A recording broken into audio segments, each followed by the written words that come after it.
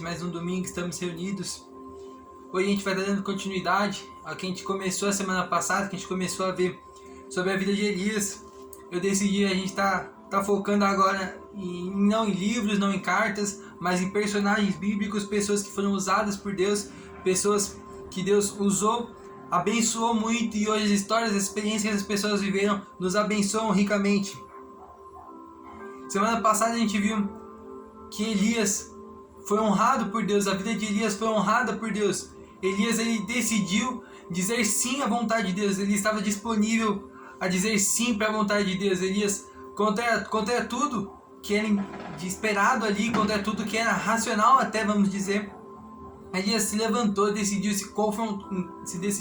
confrontar ali as pessoas que estavam em pecado, as pessoas que estavam na idolatria, e Elias se levantou contra essas pessoas, e pelo fato de Elias ter aceitado dizer sim à vontade de Deus, dizer sim à vontade de Deus para a vida dele, dizer sim ao chamado de Deus, Elias passou por dificuldades, passou por problemas, e quando Elias estava mal, quando Elias estava embaixo, quando ele estava passando por uma situação de dificuldade, Deus veio e honrou a vida dele, deu sustento para ele, não deixou faltar nada para ele.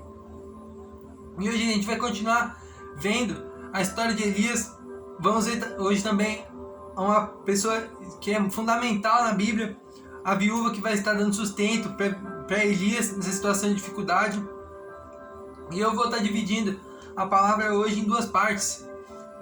A primeira está em 1 Reis, capítulo 17, do versículo 9 até o versículo 15, que diz: levanta-te e vai para Sarepta, que é de Sidom, e habita ali, e eis que eu ordenei ali uma mulher viúva que te sustente. Então ele se levantou e foi a Sarepta, e chegando à porta da cidade, eis que estava ali uma mulher viúva apanhando lenha, e ele a chamou e lhe disse: traz-me, peço-te, num vaso um pouco de água que beba. E indo ela a trazê-la, ele a chamou e lhe disse: traze-me agora também um bocado de pão na tua mão. Porém ela disse: vive o Senhor teu Deus, que nem um bolo tenho, senão somente um punhado de farinha numa panela e pouco azeite numa botija. E veis aqui, apanhei 2 cavacos e vou prepará-lo para mim e para os meus filhos, para que comamos e morramos. E Elias disse: não tema, vai, faze conforme a tua palavra, porém faz dele primeiro para mim um bolo pequeno e trazemo aqui, depois farás para ti e para teu filho. Porque assim diz o Senhor, teu Deus de Israel: a farinha da panela não se acabará, e o azeite da botija não faltará, até o dia que o Senhor dê chuva sobre a terra. E ela foi e fez conforme a palavra de Elias, e assim comeu ela, e ele e a sua casa muitos dias. Primeira parte da palavra de hoje, da mensagem de hoje, a gente vê que tanto Elias, tanto a viúva, eles estavam disponíveis para dizer sim para a vontade de Deus. Elias, mais uma vez, ele se mostrou disponível a dizer sim à vontade de Deus. Elias, ele estava excluído, ele estava isolado ali porque ele disse sim para a vontade de Deus. E no momento que Deus disse para Elias sair daquele lugar e ir para um outro lugar, Elias respondeu sim de novo. E a gente está vendo que cada vez que Elias diz sim, Deus continua honrando a vida dele. Talvez se Elias tivesse dito não para Deus na primeira vez, ele não tivesse passado por nada disso, não tivesse passado por nenhuma dificuldade, mas ele também não teria tido um contato real com Deus, não teria ouvido realmente a voz de Deus, verdadeiramente a voz de Deus, ele não teria uma intimidade como Deus. Ele não teria uma intimidade com Deus, ele não viveria a experiência que ele viveu com Deus. Deus ali estava sustentando diretamente a vida de Elias. Para a gente viver experiências grandes com Deus, a gente tem que confiar em Deus, nós temos que estar disponíveis.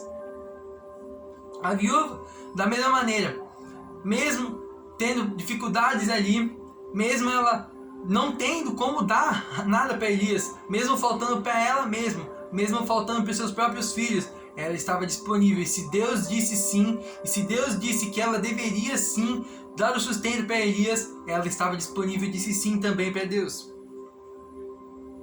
O primeiro ponto que eu quero estar falando sobre hoje na palavra é que a gente tem que estar disponível para Deus, que a gente tem que estar deixando Deus guiar a nossa vida. É muito fácil falar, eu deixo Deus guiar, eu deixo Deus agir, mas quando a gente tem uma situação, de fato, uma situação que não é fácil, que nós temos que literalmente entregar, soltar o cabo da nau, deixar Deus agir, aí que a gente se conhece de verdade, ali que a gente está numa situação de dificuldade, ali que a gente vê o tanto que a gente confia em Deus, o tanto que a gente está disponível para Deus. É fácil dizer sim para Deus, era fácil para a viúva dizer, sim Deus, eu vou fazer para Elias, se ela tivesse bastante ali, se ela tivesse muito pão, muita água, ela tivesse fartura ali, era fácil para ela dar para Elias. Por mais que muita gente, mesmo tendo, não dá, mas é muito mais fácil você tendo, dar para os outros, quando você está faltando para você mesmo e você dá para os outros. Essa atitude da viúva, de dar sem ter, é o que é estar disponível de verdade. É continuar adorando, é continuar louvando, mesmo se a situação não for boa, mesmo se for um dia mau, mesmo se a gente estiver passando por dificuldade, continuar louvando, continuar crendo em Deus, continuar amando Jesus, continuar estando disponível. Outro ponto que dá pra pegar também nessa passagem é que Elias não precisou chegar para a viúva e se apresentar. Olha, eu sou um homem enviado por Deus, eu sou uma pessoa que Deus me enviou até aqui para que você estivesse me dando sustento. Elias não teve que se apresentar. Elias, mesmo sem se apresentar, a viúva disse para ele no versículo 12, porém ela disse, vive o Senhor teu Deus, que nem um bolo tenho.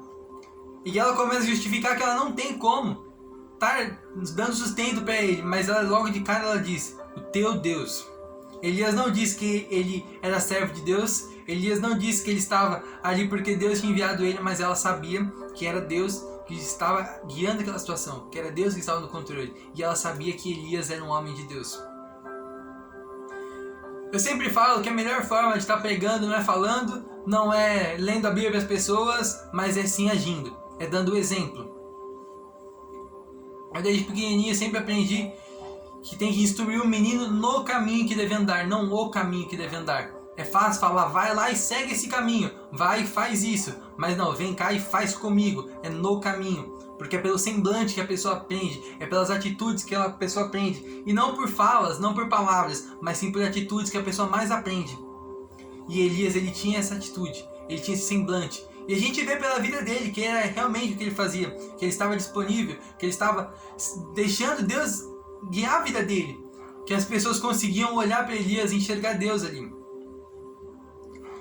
E eu quero cada dia mais que as pessoas possam me ver e possam enxergar Jesus em mim. E eu sei que não só comigo, mas eu quero que todo mundo, que quanto mais cristãos se levantarem e as pessoas sem precisar falar nada, elas falam, essa pessoa é cristã, ela é uma pessoa que ela é separada para as coisas de Deus, que ela deixa Deus agir. Eu consigo olhar para essa pessoa e consigo enxergar Jesus. Elias era uma pessoa que tinha uma intimidade tão grande com Jesus, com Deus, que as pessoas olhavam para ele e sabiam que ele era um servo de Deus. E eu quero isso para a minha vida também.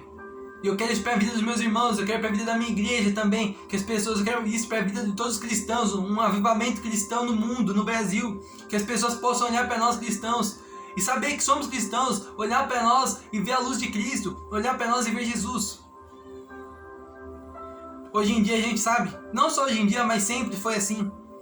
Tem muitas pessoas se dizendo cristãs, pessoas que se dizem servos de Deus, mas vivem completamente diferente. É fácil ser cristão dentro da igreja, é fácil ser cristão no domingo, é fácil ser cristão no fim de semana, mas durante a semana, quando você está no seu trabalho, quando você está no seu emprego, quando você está com seus amigos de fora da igreja, é a mesma postura que você tem? Será que quando você está com seus amigos, na sua roda de amigos, as pessoas olham para você e falam, essa pessoa é separada, essa pessoa é diferente, essa pessoa tem Jesus. Eu olho para ela e vejo algo diferente nela, eu vejo o Espírito Santo nela. E eu não estou falando que se seus amigos não olham para você e enxergam o Espírito Santo, não é porque você não tem o Espírito Santo, que você não é salvo, que você não é habitação dele, mas talvez você se deixando ele escondido. Eu muitas vezes deixo o Espírito Santo quieto num canto, não deixo ele agir.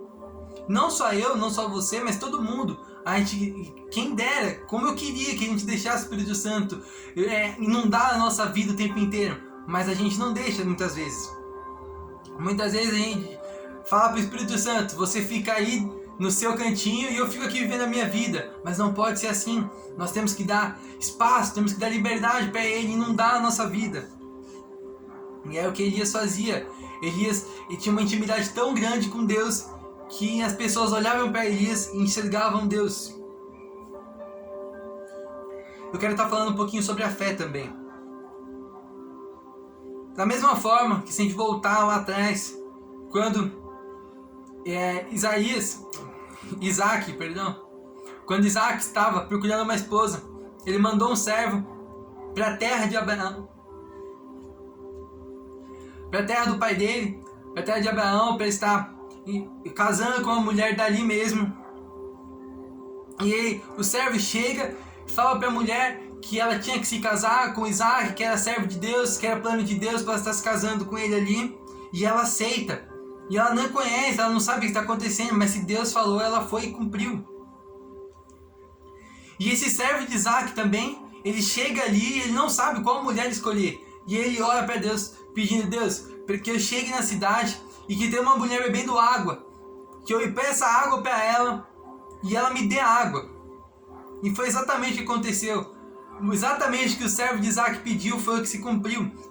Ele chegou na cidade, ele encontrou uma mulher na fonte, ele pediu água, a mulher deu água, ela levou ele para a casa dela e deu sustento ali para ele.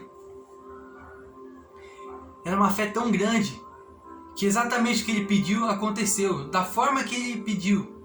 Era uma fé tão grande de Rebeca, que ela mesmo sem conhecer Isaac, sem entender ao certo o que estava acontecendo, tendo que abandonar a família dela ali, ela foi ali porque era o que Deus estava mandando ela fazer. E aqui, de novo com essa viúva, ela teve uma fé tão grande em Deus, que mesmo sem ter sustento, sem ter de onde tirar, ela foi e contribuiu ainda com Elias. Outra coisa que eu quero estar falando hoje é isso, da fé. Que a gente tenha uma fé tão grande quanto a dela. Que a gente esteja tão cheio do Espírito Santo, que a gente confie nele ao ponto de dar aquilo que a gente não tem. Que a gente esteja disponível ao ponto de, por mais que não faça sentido, a gente fazer, porque é o que Deus está mandando a gente fazer. Muitas vezes a gente tenta racionalizar tudo, deixar tudo muito bonito aparentemente, para que faça sentido as coisas. Mas a fé não é racional. As coisas acontecem sem a gente entender. E é mais que a gente só tem que confiar, a gente não precisa entender. Às vezes a gente passa por situações complicadas que a gente não entende, mas a minha oração é sempre essa, que eu falo que eu não tenho que entender, eu tenho que aceitar.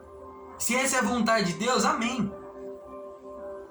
É a vontade de Deus para essa viúva, que ela estivesse dando sustento para Elias. Não fazia sentido, mas era a vontade de Deus. Se é a vontade de Deus, amém. E foi isso que ela fez. Ela estava disponível, ela tinha uma fé tão grande que ela deixou ali. Eu quero estar fazendo um apelo hoje também, levantando um clamor, para que a gente esteja disponível em todo sentido da nossa vida. Tanto na parte financeira, tanto na parte de fazer as coisas, de agir na obra de Deus, tanto na parte de ser uma pessoa melhor, de ser uma pessoa que deixa Deus guiar a nossa vida de fato, que cumpre aquilo que Ele diz para nós. Que se Deus disse, vai e faz, que eu vou e faço, que eu não questione a Deus, que eu não questione as decisões dele, que eu não questione a vontade